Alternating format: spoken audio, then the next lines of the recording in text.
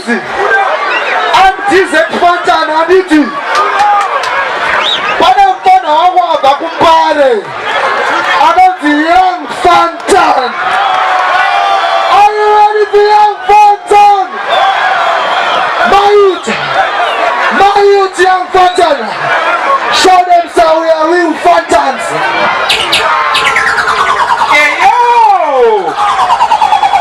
Hey yo! DJ Cashman, Rizango Monge Pera Scream. Boom! Hey yo! Okay, young Fantan. Okay, vaina kuti kutura. Vatata hotani nyutura. Happy no banana pura ni. Ikwaika, biga divaina taura. Dabesa doba dato barura. Dijito siba kunge krakula diji barura. Dabesa doba dawa ya ura.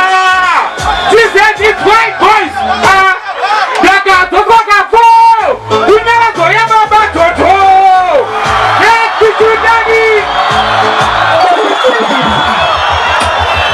Hey yo! Young Fantan! Wardrobe! Bago ni punza, seda katama.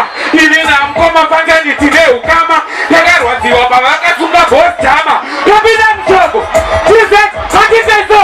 Tisa, ya uyane tivare ni bata. Ya uyane tivare ni bata. Ya uyane tivare ni bata. Kuna kungwa kisa ebe saa mkoma bata. Ya uyane tivare ni bata. Ya uyane tivare ni bata. Ya uyane tivare ni bata. Wardrobe, hakika so. Tisa, doko nangwa tipizira mchechi. Doko nangwa tipizira backstage. Doko nangwa pisa tese.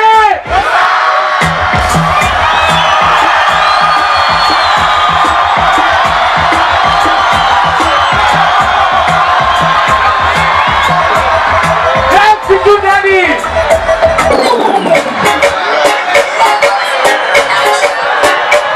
Hey yo! Acha ibamo, watu. So, basi huyu anataka kumcheza. Huyu andike zina roho ya kadero. Kama kana mkiki, wacha mchana baki. Kati tete mchero. Tiki na kura kikinyaga.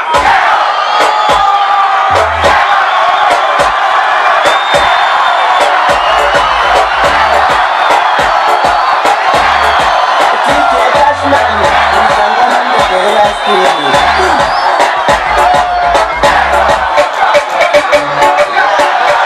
Maona kuti zvima products zvafanana zvakaipaga.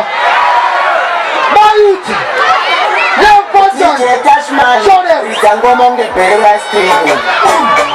Hey yo! Nagatimba nani? Muzona nagatimba. Azona. T-shirt, okay. Katika tesa kutimba. One tesa simba. Kutimba kuita kiwa timba. Kuita simba kwa simba.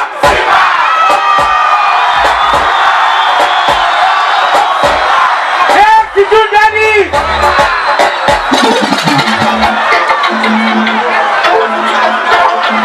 Hey yo! Amana, wala tije kama. Kambucha mukuzia ere. Mukuzia. Kabaro Afrika na kambucha ere. Kabaro Afrika na kambucha ere.